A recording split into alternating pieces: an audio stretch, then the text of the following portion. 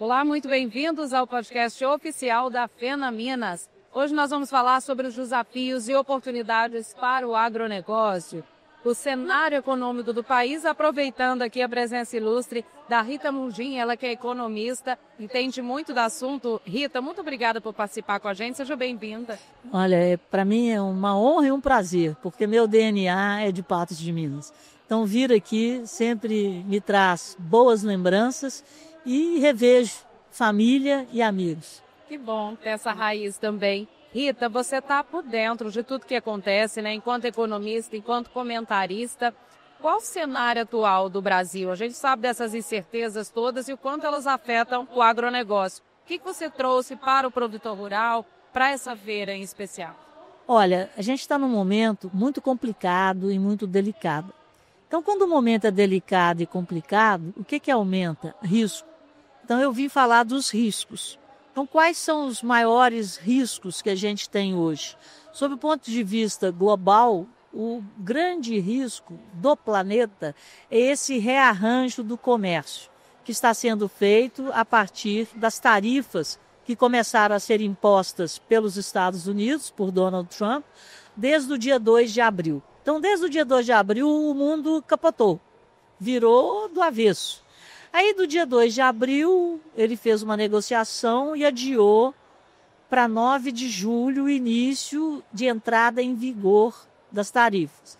Quando chegou em 9 de julho, ele jogou para 1º de agosto. E o Brasil, até dia 9, de julho, era um país que dormia. Por quê? Porque nós éramos tarifados em 10%. Porque nós temos com os Estados Unidos um déficit comercial. Então, o Trump, ele quis corrigir distorções na balança comercial dos Estados Unidos. Por isso que as tarifas chamam tarifas recíprocas. Então, se com um determinado país ele percebeu que os produtos americanos eram mais taxados do que os produtos daquele país quando entravam nos Estados Unidos, ele aumentou as tarifas dos produtos do país XYZ pela reciprocidade. O Brasil ficou ali, tranquilo, com 10%, até que nós sediamos o BRICS, o encontro do BRICS no Rio de Janeiro, e quando terminou o BRICS, o presidente Lula deu uma entrevista falando que o BRICS estava trabalhando na criação de uma moeda para ser uma alternativa ao dólar, e que essa moeda já estava em gestação e que esse processo era irreversível. O Lula falou isso no domingo, o Trump deu uma entrevista na Casa Branca falando que tentar tirar do dólar o padrão monetário internacional do comércio era para ele uma guerra e que ele não iria perder essa guerra.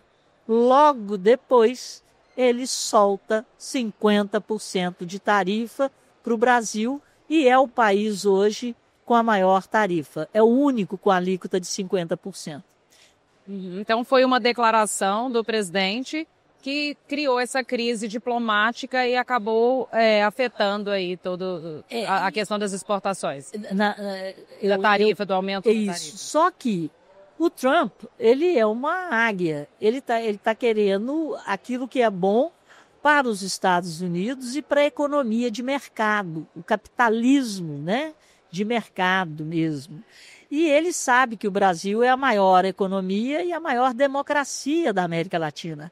E ninguém quer perder o Brasil como parceiro.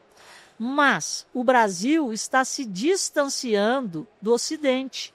Tanto é que a The Economist fez uma matéria antes dos BRICS, falando que o Lula estava perdendo essa capacidade dele de dialogar com as democracias ocidentais e que ele estava perdendo popularidade, tanto fora do Brasil quanto dentro do Brasil, pelo rumo que ele estava dando para o país, se aliando mais à China, à Rússia. Ele foi na Rússia no dia da vitória, então ele endossou o Putin, que invadiu a Ucrânia e que está aterrorizando toda a Europa. Está todo mundo com medo.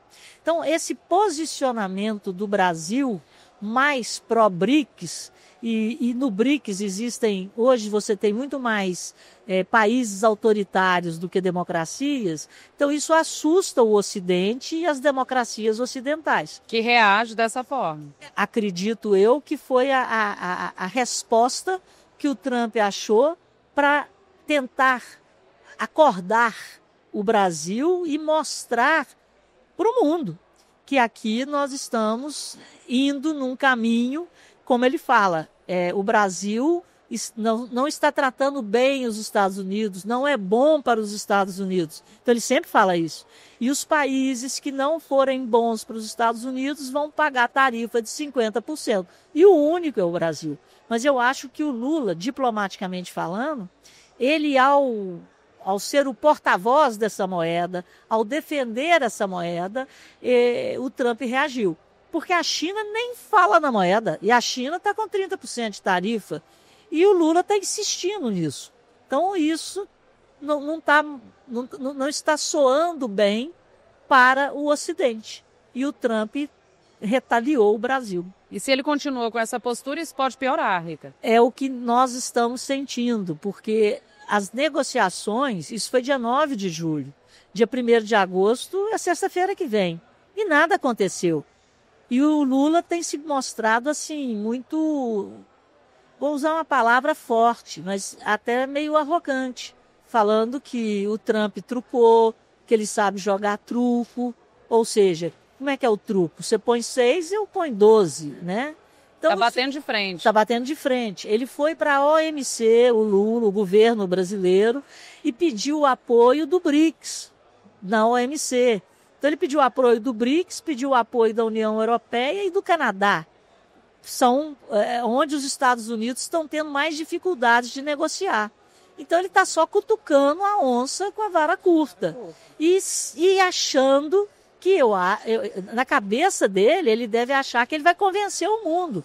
Mas, enquanto isso, está o mundo inteiro fechando acordo com o Trump e nós, a um passo de sofrermos na sexta-feira que vem um tarifaço de 50% com o país que mais investe no Brasil. Os Estados Unidos são o segundo maior parceiro comercial. Aí é fluxo, corrente de comércio. Mas quem põe dinheiro aqui para comprar negócios no Brasil são as empresas americanas. Então nós estamos brigando com um aliado. Então nós não deveríamos comprar essa briga, porque vai parar ou vai diminuir o fluxo de dólares para o Brasil. Se isso acontecer, o câmbio volta a subir. O dólar volta a subir, pressiona a inflação e os juros não caem. E toda a sociedade brasileira paga com os juros altos e com uma inflação mais pressionada. Rita, e por que ele está comprando essa briga? Você, como economista, com a experiência que tem, uma briga desnecessária que afeta o país? Aí que mora o X da questão. Parece que ele acredita que o melhor posicionamento do Brasil hoje é esse alinhamento.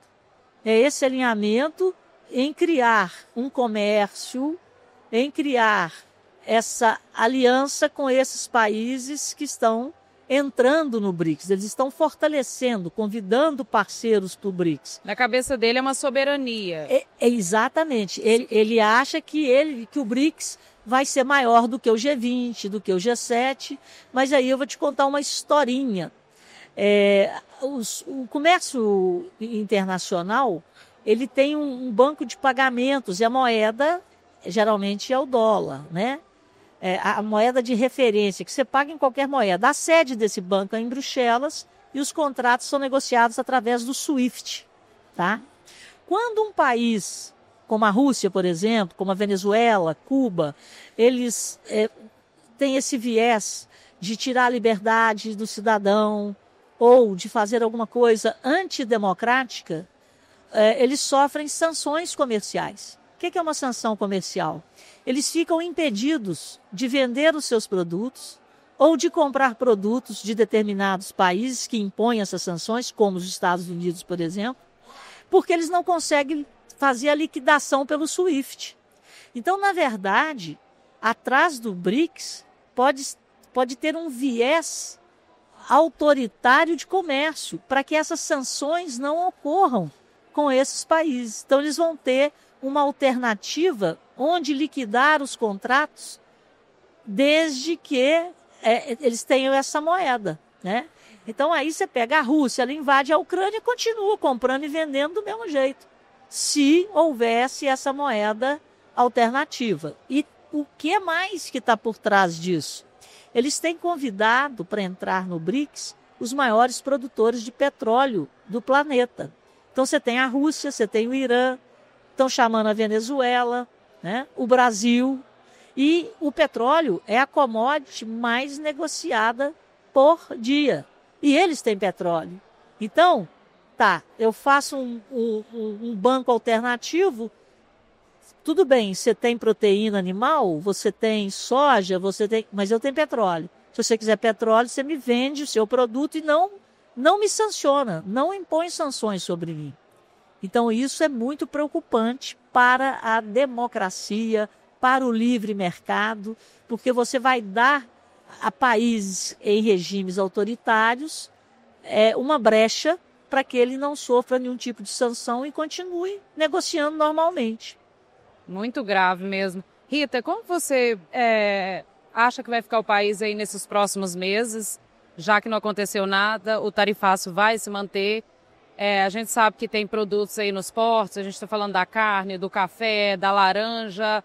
O que acontece de imediato? A gente sabe que os preços no mercado interno podem cair. Já começaram a cair. Já começaram a cair. Tem gente que acha que isso é bom. Vamos exportar menos, vai ficar mais barato para eu comprar. Mas você vê que ignorância. Porque né? O mercado ele é equilibrado entre mercado interno e externo. E o externo é muito maior, né, do que o interno, e ele faz com que a balança comercial brasileira é um dos nossos pontos fortes na economia, né? Então a gente gera um superávit comercial. Então nós precisamos desse superávit. E o que acontece? Se você começa a derrubar o preço no mercado interno, chega num ponto, toda atividade tem uma margem. Então se você chega no limite, o cara fecha. Porque ninguém vai pagar para produzir. Ninguém vai pagar para produzir. Nós já vimos isso, infelizmente, já aconteceu com o leite, né, dos produtores terem até que jogar leite fora porque não tinha mercado e não tinha preço, né? Então, você doa. A gente já viu isso, por exemplo, com tipo super safra de alguma coisa, ou de batata. Então, você chega a perder. Isso é muito triste. Lá atrás, a coisa do café, historicamente falando, tem um excesso. Isso. Aí queimaram café, né? Para regular preço. Então, assim, o mercado é oferta e demanda. Mas você tem hoje um equilíbrio global onde todo mundo tem os seus parceiros externos e tem o seu mercado interno. Ao você aplicar uma tarifa de 50%, ela desregula o fluxo que sai do Brasil. Então, isso pode gerar. Foi feito um estudo pela FIENG, Federação das Indústrias do Estado de Minas Gerais, eu sou conselheira de política econômica lá. Esse estudo é recente, saiu semana passada. A gente pode ter um corte, no curto prazo, de 2 milhões de empregos. Nossa, isso é muito sério. É muita coisa, além de perder a massa salarial, né? São 36 bilhões a menos de salário e 7 bilhões a menos de impostos que o governo vai arrecadar. Então, é um desarranjo. E o Brasil, ele passou anos para entrar no mercado americano, para ser reconhecido no mercado americano. Para estar nesse ranking entre os maiores do mundo na produção de carne. Exatamente. É um retrocesso. Então, é um retrocesso muito grande, porque você não conquista o mercado em 24 horas. É um trabalho de formiguinha. Os pecuaristas americanos estão soltando foguete, porque eles não conseguem competir com a nossa carne. E o preço da carne nos Estados Unidos hoje é recorde histórico. Então está todo mundo querendo vender carne lá, porque subiu muito, porque o rebanho americano é o menor em 74 anos. E o Brasil, Argentina e Austrália, o consumo de carne estrangeira nos Estados Unidos é 8%. É pequeno, mas está crescendo porque a falta de competitividade do pecuarista americano. Então, o Brasil estava ganhando mercado por produtividade e por competência.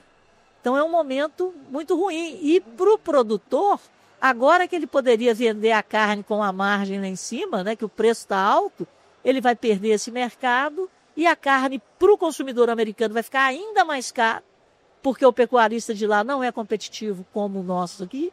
Então é um xadrez. Eu estou chamando esse cenário de hoje de sopa de letrinha, porque cada hora você vai, opa, aconteceu uma coisa, depois você olha, não, aconteceu outra, e as coisas estão acontecendo rapidamente. E destruir uma história é muito ruim, porque a formação de um mercado é uma história. Aí você faz os parceiros, aí depois o importador americano muda de fornecedor. Como é que... Já pensou o esforço? Para a gente entrar de novo Nossa, é muito senhora, difícil. é muito difícil. Para não dizer impossível. Rita, e assim, a curto prazo, o que a gente faz com essa carne toda? Você acredita que eles vão tentar escoar isso para outros países, para outros mercados?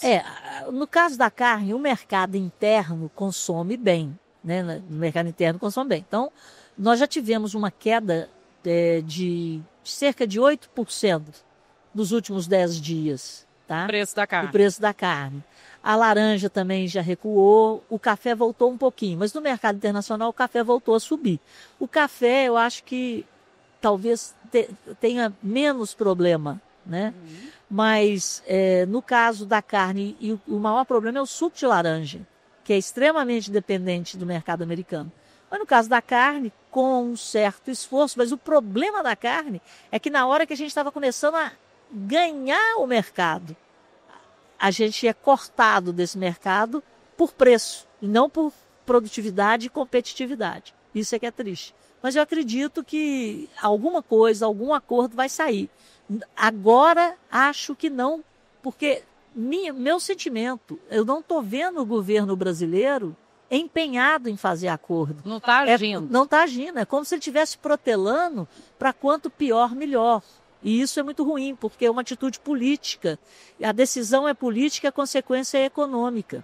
Então isso é uma decisão política porque tem eleição o ano que vem. Então estão querendo jogar isso como se a culpa fosse do Bolsonaro. E o Trump colocou o Bolsonaro no primeiro parágrafo da carta. Mas o Trump fez isso usando o Bolsonaro, porque o Bolsonaro representa aquilo que o Trump acredita, que é o liberalismo, né? Que é a economia de mercado. Então ele usou o Bolsonaro porque o Bolsonaro, como ele, né, está sendo vítima não, né? Está sofrendo um processo, está respondendo a um processo. Houve o problema das prisões, né? Então as empresas americanas sofreram multas por parte do STF. Então o Trump pegou o Bolsonaro, acho que usando o Bolsonaro para mostrar para os Estados Unidos e para o mundo que aqui no Brasil as empresas americanas, o judiciário está com um certo protagonismo. Então, eu acho que é por aí. E é a turma que ele acredita, né? Já que, se você olhar pelo comportamento do governo brasileiro, a gente está indo mais no sentido de um socialismo em plena democracia do que na condução de um governo liberal, né? Então, é o Estado crescendo, um Estado inchado, cobrando cada vez mais impostos, sem falar do IOF, que foi um absurdo, né? Exatamente. E ninguém nem está nem falando do IOF, tamanha a preocupação com o tarifaço. Então nós estamos sofrendo duas vezes, pelo aumento da carga tributária interna e pelo aumento das tarifas. Então nós estamos tendo o mercado interno afetado e estamos tendo o exportador duplamente afetado, porque ele está sofrendo a tarifa e está pagando o IOF. Então, assim, antes do tarifaço, a situação já era... Já era o IOF, já era sim. preocupante, que o IOF ele é muito ruim para quem produz, né? O IOF, quando ele incide sobre o crédito, a gente já está com a maior taxa de juros, assim, a nossa taxa de juros está 10%, nós temos a segunda maior taxa de juros do mundo. Aí você ainda paga mais imposto para pegar um empréstimo, então você está sufocando as empresas e as famílias. Rita, como que o produtor rural deve proceder diante desse cenário tão difícil? A gente está falando de tarifaço, está falando de aumento do IOF, taxa de juros altíssimas, a dificuldade do crédito, que a gente fala do plano safra recorde, mas com juro alto. Com juro alto e diminuição do seguro. Exatamente. Em pleno ano de acirramento das dificuldades climáticas. Então, assim, o governo diminui o seguro, aumenta o preço e aí o produtor tem que fazer muita conta e ter muito juízo na hora de tomar o crédito. Porque assim, eu, na minha opinião, expandir, aumentar a produção só com muita certeza da margem e fazer seguro. Seguro hoje tem que fazer parte do preço, tanto pelo ponto de vista climático, quanto pelo ponto de vista de oscilação de dólar e de taxa de juros. Então você tem que travar suas margens, você tem que usar os mercados derivativos ou seguro tradicional. E seguro não dá para trabalhar mais sem seguro. E não dá para pensar agora em investimentos muito altos, em expandir nesse momento crítico. Você pensa bem, que negócio que vai te dar 15% ao ano? Certo. Você pega seu dinheiro, aplica em título público, na Selic e ganha 15% ao ano. Aí você não tem que rezar para São Pedro, você não tem que olhar se fez frio, se o calor está excessivo, se a vaca está com, como é que chama aquele? Mastite. Você não tem que preocupar se a galinha está botando. Não tem que preocupar com leis ambientais e todo esse processo. Todo esse processo. O produtor tem sofrido. Exatamente. A burocracia. Exatamente. Então, isso é muito triste, isso é uma tragédia. Porque quando o dinheiro dá mais dinheiro do que atividade produtiva, você concentra a renda e quebra o país. Situação muito preocupante. Rita, é torcer, então, para o país, para o Brasil tentar alguma coisa, agir, né, fazer algo para controlar essa situação. Pois é, mas aí vem o outro lado. O Brasil hoje, eu queria estar nascendo hoje, nós estamos com um problemaço, mas é um problema de gestão. O Brasil, eu acho, que na minha geração, falava assim, o Brasil é o país do futuro, cadê meu futuro? Roubaram ele, botaram no bolso. O Brasil viveu uma crise atrás da outra, um plano atrás do outro. E em 2000 e Dilma, quando todo mundo do BRIC estava crescendo, a Rússia crescia, a Índia crescia, a China crescia, nós entramos na maior crise econômica da nossa história, em 2015 e 2016. O Brasil não cresceu, pelo contrário, nós tivemos queda no PIB, foi uma tragédia.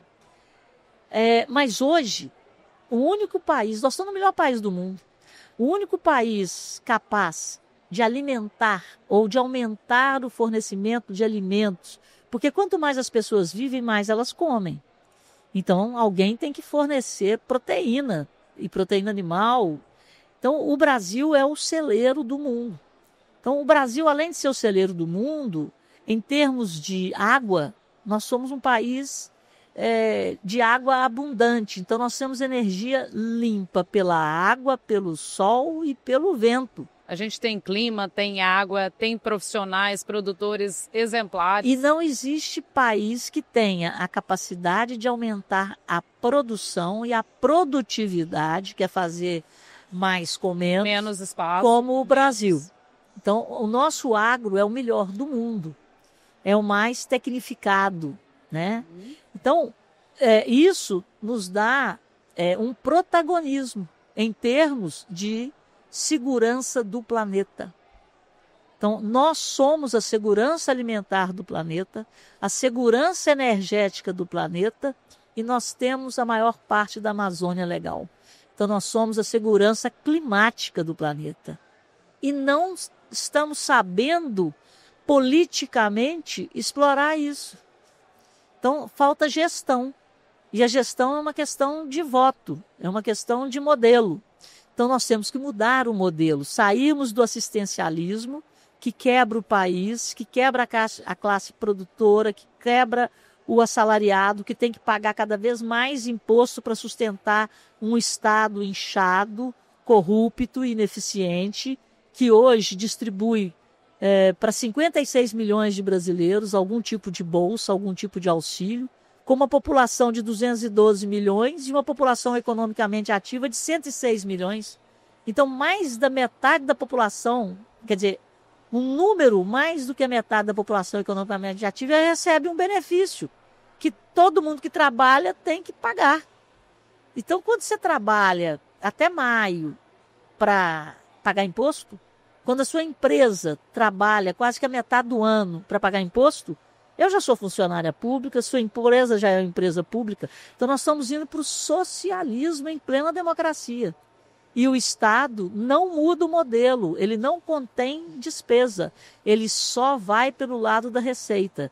E ao ir pelo lado da receita, ele está nos transformando todos em funcionários públicos e empresas que trabalham para um Estado ineficiente, corrupto e inchado, que não nos dá educação, saúde, segurança e infraestrutura. Nenhuma. E a gente tem que pagar. Além de pagar tanto imposto, a gente não tem esse retorno em nada. Não tem o retorno em nada. Nem na saúde, nem na educação. Nem na infraestrutura. E é isso. Educação, nós estamos com 1/3 da população analfabeta. Isso é a tragédia. Na era do conhecimento, a maior riqueza de um país hoje é a formação do seu povo. Então, a produtividade está ligada ao índice de educação. Aqui não. O assistencialismo está trazendo um problema de tirar das pessoas a vontade de estudar e está trazendo, na minha opinião, um problema de segurança pública. Porque você vive de bolsa, a bolsa acaba, se assalta, a polícia prende, a justiça solta. Então, bola de neve. Os centros urbanos estão ficando inabitáveis. Belo Horizonte, você não pode sair na rua depois de determinado horário. Os bairros estão sendo... não só Belo Horizonte, São Paulo, Rio de Janeiro. Você está perdendo... os bandidos estão na rua e a população está presa. Então, tem que haver uma mudança de gestão. Tem muita coisa para mudar. Rita, a gente está caminhando aqui para o fim do nosso bate-papo. Eu queria, para finalizar, trazendo para a realidade aqui do agronegócio, como você avalia hoje o produtor rural no Brasil? Você citou aí todas essas crises que nós enfrentamos e mesmo assim o agronegócio crescendo. Com vários problemas políticos, econômicos, o agronegócio continua se desenvolvendo. O que você acha do produtor hoje dentro desse cenário todo? Eu acho que o produtor rural é a nossa esperança, porque o crescimento do agro, na minha opinião, é irreversível. É irreversível mesmo. Nós já passamos por outras crises, até piores para o agro, e o agro saiu muito bem. A indústria foi para a China, não tem jeito do agro ir para a China. Você não leva o boi, você não leva o porco, a galinha, a lavoura para a China. Então o agro ficou. Nós tivemos o privilégio de termos um cérebro como o Alisson Paulinelli, que criou a Embrapa e deu ao agronegócio o pilar da tecnologia. Então o agro hoje, o que funciona no Brasil? O agro e o sistema financeiro. Porque o agro não parou, e o sistema financeiro foi se apropriando através da taxa de juros da riqueza do setor real, da economia real. Então houve uma transferência de renda brutal da economia real para o sistema financeiro. Então hoje nós temos o melhor banco central do mundo, o sistema financeiro mais tecnificado do mundo. A gente sabe disso, os nossos bancos, né? Quando a gente vai para a Europa, para os Estados Unidos, fala assim, nós temos o PIX, coisa ultrapassada. Então foram os dois setores que mais investiram. E hoje, crescimento, desenvolvimento é produtividade. Então você tem que aliar o conhecimento à tecnologia, porque é o conhecimento que produz a tecnologia.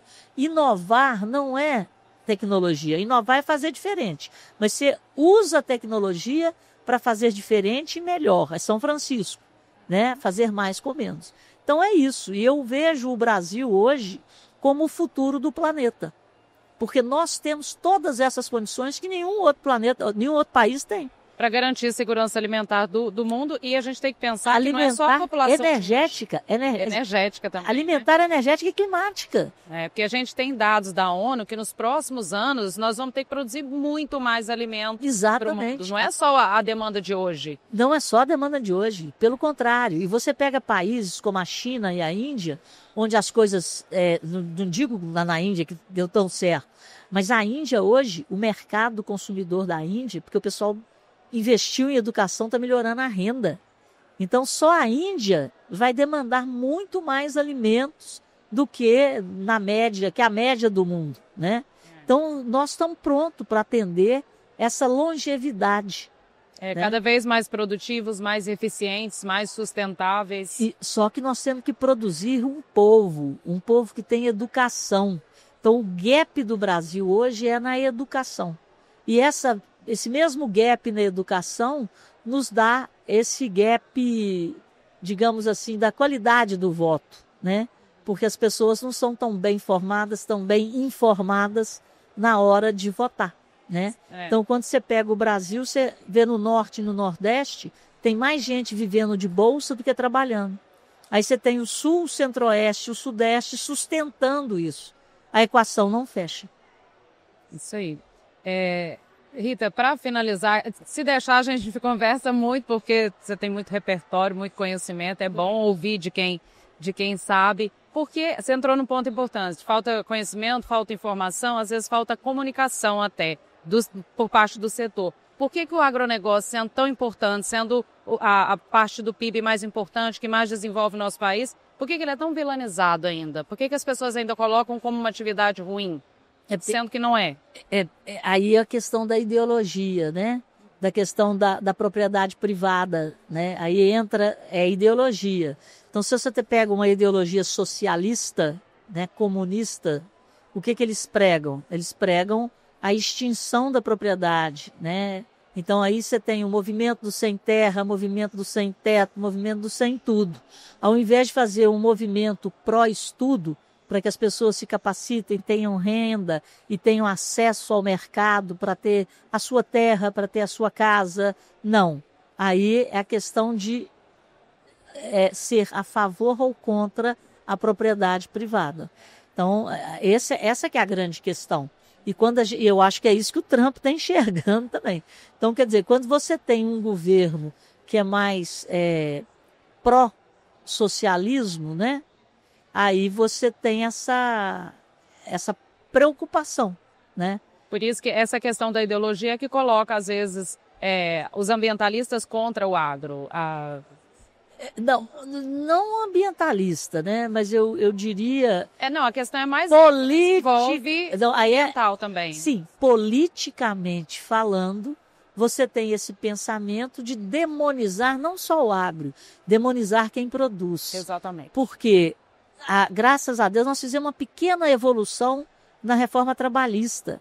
Mas as relações de trabalho, gente, hoje não tem aquela coisa da revolução industrial inglesa, não, de proletariado. As relações hoje têm que ser leves, porque hoje quem manda é o conhecimento.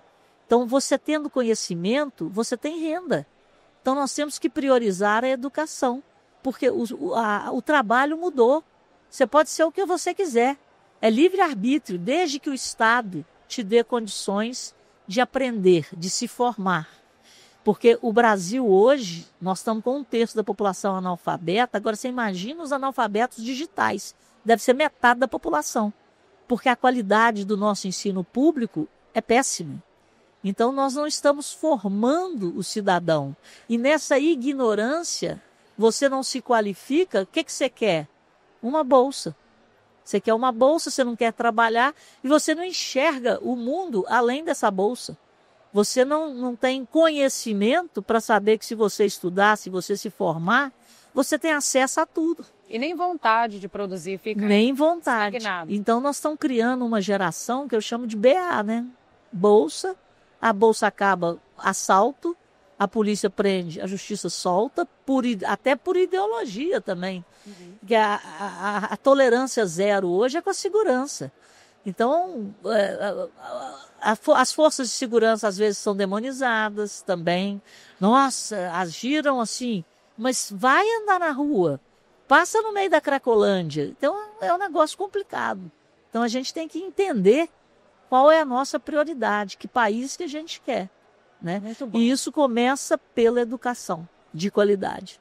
Isso aí, muito bom, obrigada pela sua participação aqui. Eu tenho certeza que vai ajudar muita gente, inclusive a sua palestra, né? Compartilhar conhecimento é muito bom pra gente. Obrigada. Obrigada, prazerão. Prazer, eu espero que vocês também tenham gostado. Continue acompanhando aí o podcast da FENAMINAS 2025.